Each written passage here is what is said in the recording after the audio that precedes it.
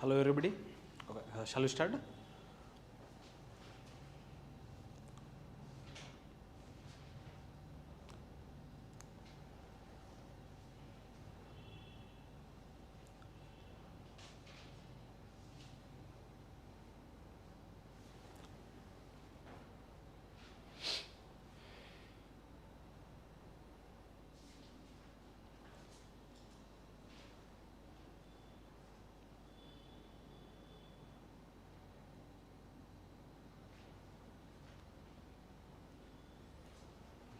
Shall we start?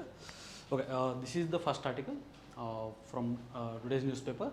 Freebies different from public welfare investment, says Supreme Court. Okay, there are many instances.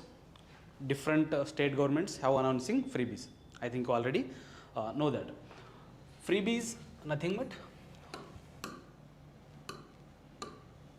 freebies. Okay,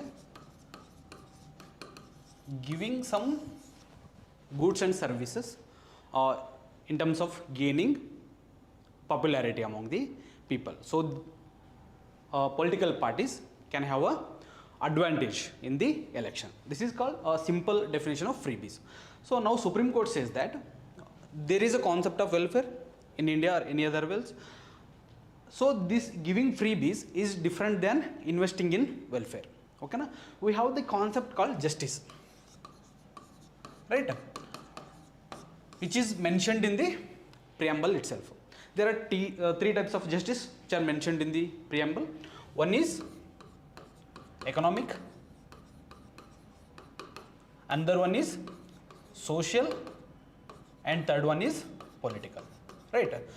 And this particular, the concept of justice can be achieved through the concept of welfare. Okay, na? And freebies, and another one is concept of welfare, right? Now this particular idea of welfare, which is mentioned in the directive principles of state policy, okay na? DPSP, right? Sorry, okay na? DPSP, right? The idea of welfare. So now to achieve the concept of justice, we have to make sure that there is a welfare of people, right? So economic and social welfare can be achieved through DPSP, which provides for the economic and social justice. Now the political justice, the political welfare, the idea of welfare means the political justice, the idea of justice in terms of political, which is mentioned in the fundamental rights, right?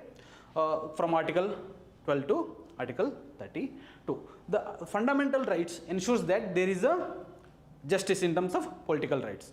But the idea of welfare in terms of justice, which can be achieved through the economic and social justice, which are mentioned in the directive principles of state policy. This directive principles of state policy mandates that from time to time states provides the goods or services in terms of providing targeted benefit, targeted services, free education, free healthcare. Right, this is the idea of the welfareism, which is can be achieved through directive principles of state policy.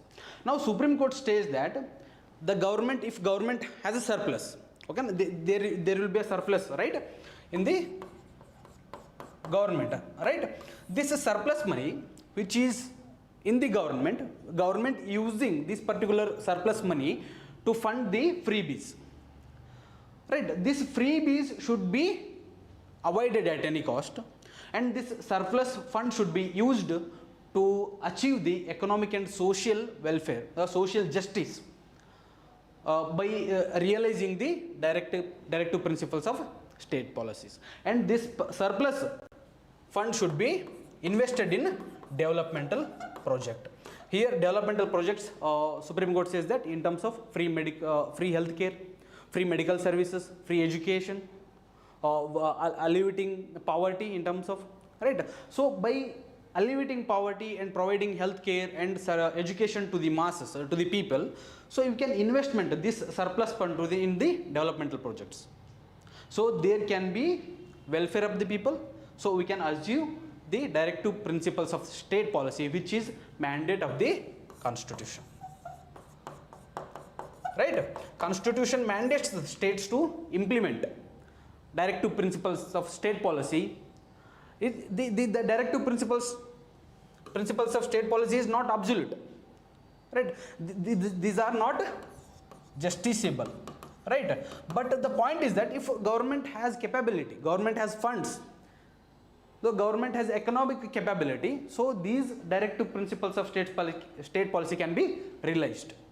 So if you have funds to fund the freebies, so why you are not investing these particular fund in the developmental projects? Right? The Supreme Court is asking, and also said that the giving freebies should be considered as a corrupt practice. Giving freebies should be considered as a corrupt practice. It should not be considered as a welfare mechanism. And also there should be a distinguish between freebies and welfareism. Okay, this is the idea which is published in this particular Hindu newspaper. So if you have any doubts with respect to this particular, we can address. We'll just move on. Okay, na? Do you have any doubts? No. Okay, then another article which is appeared in the editorial pages. So judicial removal, tough law with a loophole. Means this article says that we can remove the judges. Okay, na? Both Supreme Court judges and High Court judges. But this removal is very much difficult because the law is very rigid, and also says that this rigid law has also loophole. Okay, na? But let's discuss what is all about this particular article. Okay, na? The first is that removal of judges. How the judges, the Supreme Court judges and High Court judges can be removed in India. The first is that Article 124. Article 124 allows the Parliament to remove the judges of High Court and Supreme Court. Article 124 says that simply we can remove the judges, both Supreme Court and High Court, by passing special majority. Special majority in the Parliament if judges behaving or misbehaving, or they are incapacity, means they are having incapacity, they are not competent to deliver the justice, they are incompetent to provide justice to the people, and also they are misbehaving. In that two scenarios, we can remove the judges, both the Supreme Court judges and High Court judges.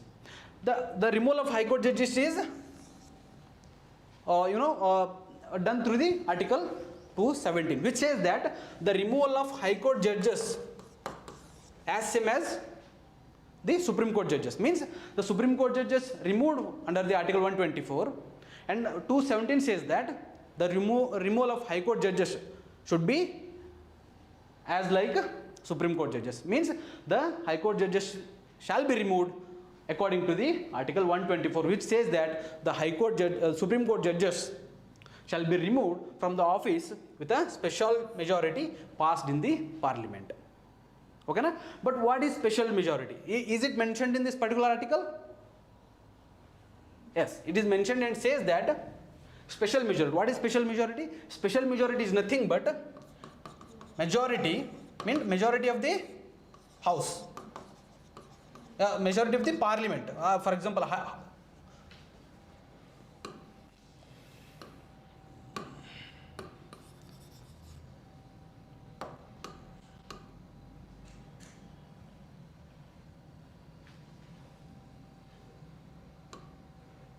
okay, majority of the House and plus 2/3 majority of the present and voting. Okay, na? 2/3 majority of the present and voting. This is called special majority. In case of Lok Sabha, there are, I think, right. In case of, I think, 443, right? The strength of the Lok Sabha, right? The majority becomes 273, right? 273, the majority. But if if 300 members are present and they are voting, Okay, what will be the majority? In that case, 2/3 majority becomes 200. But it is not up to the absolute majority, right? Absolute majority is 273. But in this case, the majority should be 273. Even the 2/3 majority is gained with respect to present and voting, but the majority should be more than 273 or 273 itself. This is called special majority. And now this special majority is mentioned in Article 124, and it says that Supreme Court judges shall be removed from the office by using special majority. And also Article 124 says that Parliament should enact a law which governs the procedure to remove the Supreme Court and High Court judges. And this particular procedure should be laid down in the particular law. Accordingly, Parliament enacted the Judges Inquiry Act in 1968. Okay, na? But before going to discuss the procedure which is mentioned in this particular article, let us discuss what is misbehavior or incapacity. Because the misbehavior or incapacity is the terms which are not defined under the Constitution, okay, na? Which are not defined in the Constitution, because in various cases Supreme Court has defined what is misbehavior or incapacity. In Veeraswamy versus Union of India, Supreme Court had said that the people of India expect honesty from the judges, right? So if they are expecting honesty, that should be absolute. The expectance of honesty from the people, from the judges, is absolute. It should not be considered as a just mere expectation. It should be a absolute expectations. And if judges are deviating from this particular behavior, this judicial behavior should be very extreme. And if judges are deviating from this behavior and they are not delivering that kind of behavior, there will be a erosion of trust, right? If people are expecting honesty from the judges, and if judges are not acting accordingly, there will be a erosion of trust. And this particular erosion of trust can be considered as a misbehavior or incapacity. And in other case, M. Krishna Swamy versus Union of India, the particular court means the Supreme Court had said that just mere of absence, just a mere of not acting, not delivering proper judgments, that is not considered as misbehavior or incapacity. But the idea of willful abuse of office, willful misconduct, and also the lack of integrity, corruption, these can be considered as a misbehavior or incapacity, because all these will lead to moral turpitude. There will be a willful misconduct, willful abuse of office, and integrity, lack of integrity, and if there is a corruption, this will be lead to moral turpitude. And this moral violation of the moral turpitude can be considered as a misbehavior or incapacity, said Supreme Court says that. This is called misbehavior or incapacity as given by the Supreme Court. And now we'll discuss what is the procedure which is mentioned in the 1968 Act. Okay, na? Now the procedure.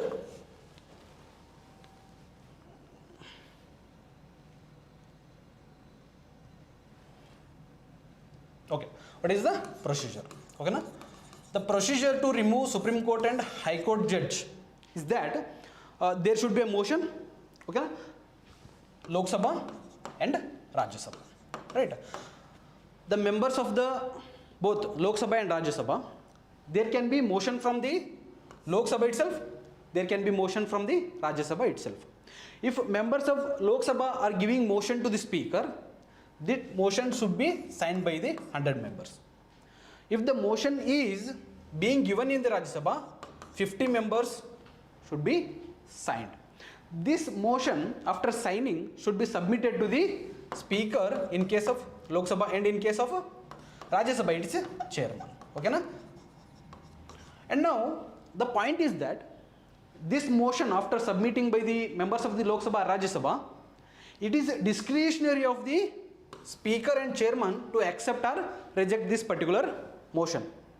If a speaker and chairman rejects this particular motion, there will be no further issue, and there will be no anyone, not particular members who signed this particular motion can't question this particular rejection. Even speaker and chairman are not they are not mandate. There is no mandate. The particular speaker and chairman should be given explanation, reason why they are rejecting this particular motion. There should be no explanation, proper explanation from the speaker and chairman to say that I am rejecting this particular motion. If speaker and chairman accept this particular motion, there will be a committee. Committee. This committee will be comprised in 3 members. One is Supreme Court Judge, and High Court Chief Justice, and another one is Distinguished Jurist. This 3-member committee will investigate the charges made by the parliamentarians. Parliamentarians will make some charges against particular judge, and these charges will be investigated by this 3-member committee. If this 3-member committee founds guilty of any High Court or Supreme Court judge, there will be a voting in the house, and this voting will be taking place according to the special majority what we have discussed earlier. Okay, after passing the special majority, in both houses, if the Lok Sabha is initiating, it will pass the special majority, pass the bill with a special majority, and it will be passed on to the next house, Rajya Sabha, and Rajya Sabha again will pass the motion with a special majority, and this particular motion will be sent to the president, and the president signs it. The High Court or Supreme Court judge will be removed from the office. This is the procedure which is mentioned in the Judges Inquiry Act of 1968. But issue is that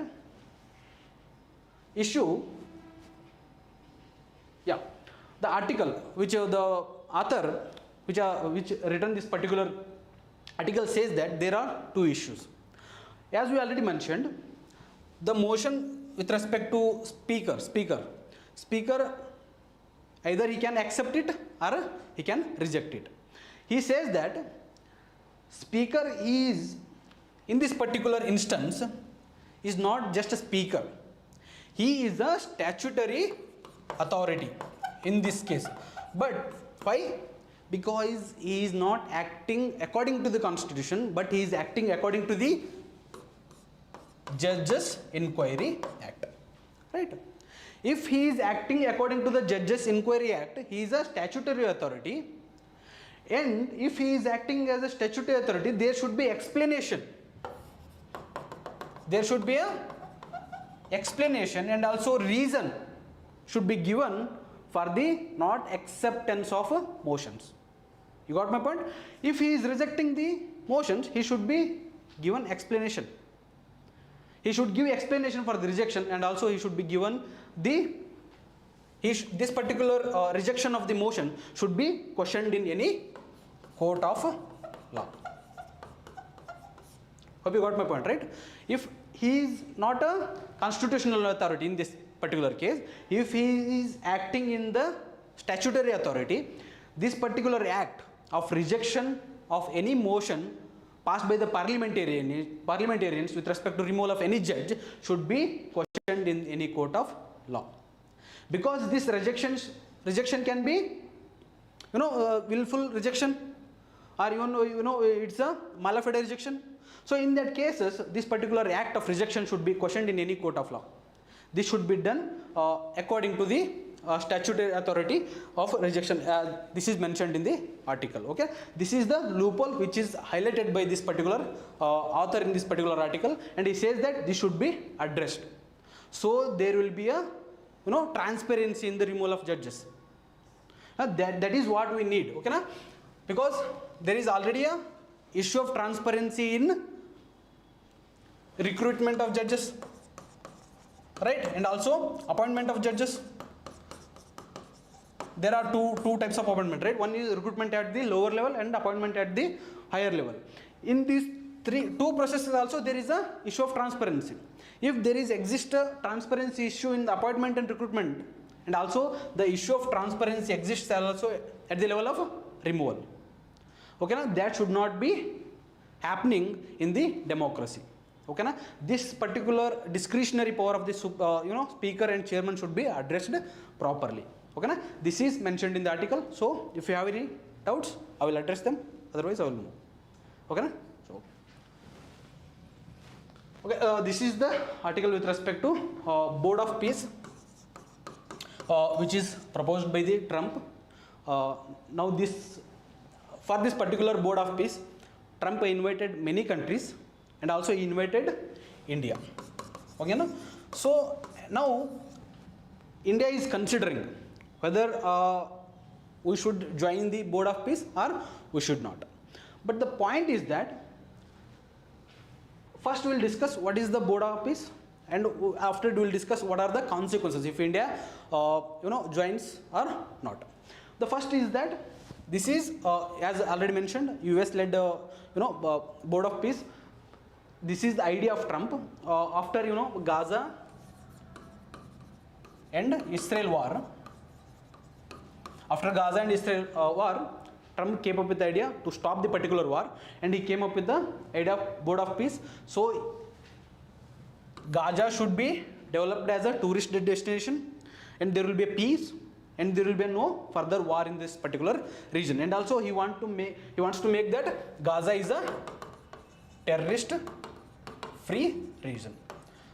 So there will be a peace and prosperity in this particular Near East. Okay, this is the idea of Trump. Is the intergovernmental body, means all the members in this particular body will be from the government, respective countries. For example, India, Canada, all those things. All the government bodies will act as a member in this particular Board of Peace, and it is formed under the UNSC resolution called 2803. This is the resolution called Comprehensive Peace Plan for the Gaza. But UN doesn't command this particular Board of Peace. Even this is the resolution passed in the UNSC. Okay, na? Permanent body in UN. This resolution says that there should be peace. There should be a peace plan for Gaza. So according to this particular resolution, there will be a peace of board to establish peace and prosperity in this particular Gaza Strip. So what is the composition? There will be a chairman. This is held by US President, presently Trump. Okay, na? And there will be a founding executive board. There will be a different former prime ministers and former authorities holding this position as members in this particular founding executive and Gaza executive board. This is the local administrative authority where from some executive members will be holding position in this and will oversee the implementation of projects. And again, this is National Committee for the Administration of Gaza. These members, 15 members will from the Gaza itself. Okay, na? Especially from Palestinian region, so that they can provide technical expertise, all these important mechanisms through which there will be financial services, health services, banking services. All these can be provided from this particular committee. And now there is a international stabilization force which is constituted according to the peace plan under the UNSC. This stabilization force is taking care of security issues in this particular region. So no other military or any other countries are intervening in this particular security in this region, in security wise. Now this particular stabilization force will be taking care of security in this particular region. And now the issue is members. There are members: Argentina, Canada, Kazakhstan, Uzbekistan, Morocco. All these countries agreed to join this particular Board of Peace. But issue is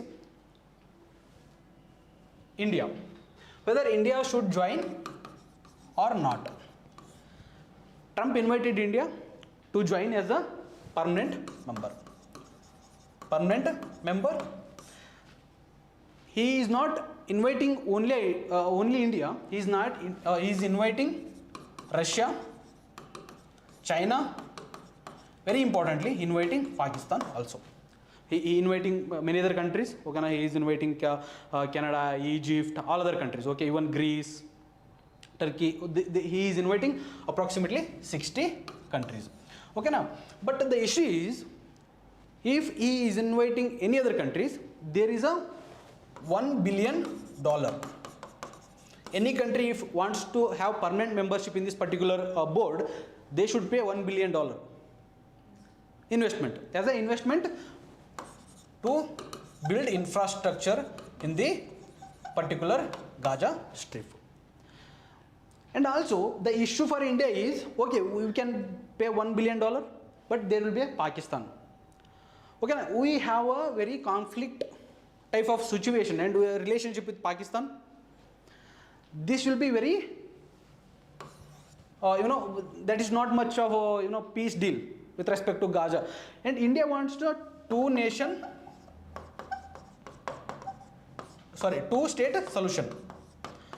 India is one of the proponent of two-state solution, but the two-state solution, which was proposed by the UN, even also from India, but this two-state solution was rejected by the Israel.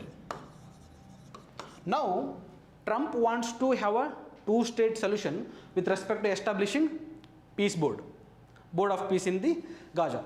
If he wants to establish a two-state solution, presently it's okay. In the future days, if Israel doesn't accept this particular act of two-state solution, what will happen? We don't know that. And one, that Israel can be walking out of this particular peace board, and second is that US is not consistent its behavior. The US can be walked out from this particular peace board anytime, as it happened with respect to Iran. Even US unilaterally withdraw from this particular uranium deal, right? Nuclear deal. Nuclear deal. USA withdrawal unilaterally. USA withdrawal unilaterally from many other international conventions. For example, USA withdraw from Paris, UNESCO. All these international institutions, from all these international institutions, USA withdrawn unilaterally without considering any other possibilities, even not talking with other members, other partners. This is the nature of USA should be considered while we want to join the Board of Peace, which was initiated by the USA itself. So these are the issues with respect to joining India Peace Board, okay, which are mentioned in the particular article. And now we'll move on to the next article.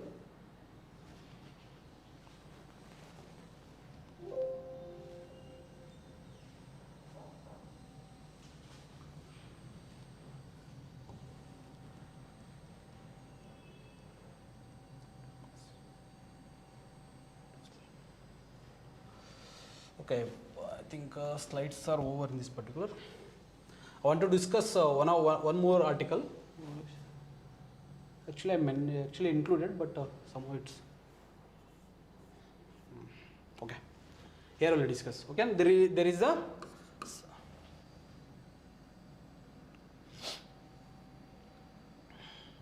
sorry, I got cold today because my pronunciation is not good. There is one article with respect to depreciation of rupee with respect to compared to dollar. This is the article which was appeared in the business page. Okay, now there is a slight depreciation of rupee. But a very important thing you should know about in this context is that foreign institutional investors withdrawal from India because of many reasons. One is very importantly Greenland's issue, Trump's acquiring Greenland, that is, and also the international headwinds, global headwinds, for example, war between Ukraine and Russia, other things, and the Trump acquiring means invading Venezuela. All these issues are causing tensions, chaosity in international investors. Because of that reason, foreign institutional investors are withdrawing their investments, because these are temporary investments, right? So since they are temporary investments, they invest in equities, in temporary equities, they can withdraw anytime. Because of that, approximately 30,000 crores worth of rupees investments have been withdrawn from the foreign institutional investors. Because of the reason, what happens whenever the foreign institutional investors withdraw their investments in India or in any nation, there will be a outflow of dollar.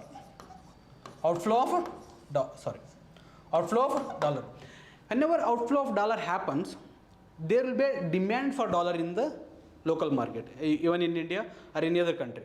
Okay, whenever there will be outflow of dollar, let's say for example, if foreign institutional investors are withdrawing money from India, they will withdraw investment in terms of rupee, right? Because they are invested in the Indian rupees. When the investments came into India, they will buy rupees and sell dollar. They will bring in dollar and they will sell, and after that they will buy Indian currency, means in terms of rupee, then they will invest that particular rupees in the equities. But what happens, they withdraw, at the same time they will take out of rupees in the form of investments, they will again sell this rupee, okay na? Sell this rupee and buy dollars. Whenever every investors started to buy, there will be a demand for dollar, right? Approximately there will be a demand for dollar. At the same time, demand for the rupee has gone, because now investments are stopped and disinvestment is happening. The outflow of dollar is happening. In terms of outflow of dollar means the demand for dollar is increasing in India. When the demand for the dollar is increasing, the dollar will be strengthened. Dollar will be strengthened against the Indian rupee in India. If it happens in any other country, dollar will be strengthened in another country with respect to any other currency. And also in terms of globally, dollar will be always strengthened because of its value. Why dollar has value in the international market? Because of its trust. The people have trust on it. Either maybe it's a medium of exchange, either maybe as a tool to store. As we saw already, 50 to 60% of the forex reserves in the form of dollar. Okay, now because of the reason, dollar is always being a strengthened currency. In case of India, it is also true. Okay, that is the small concept I wanted to mention, which is mentioned in the newspaper. That is actually I don't know why it is missed. Actually, I included this particular article. Okay, I hope you got an idea, right? Do you have any other doubts? Right? Okay, we will end up this session. Okay, thank you.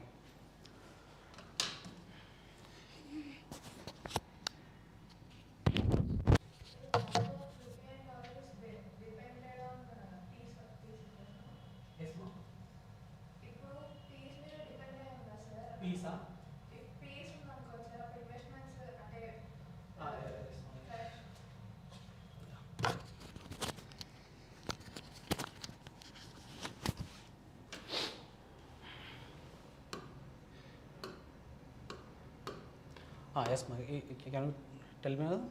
Yeah. Peace, okay, peace, okay. ఇప్పుడు conflicts లేకుండా conflicts లేకుండా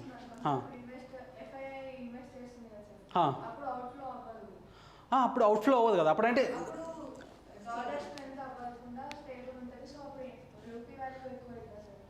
అవుతుంది కదా.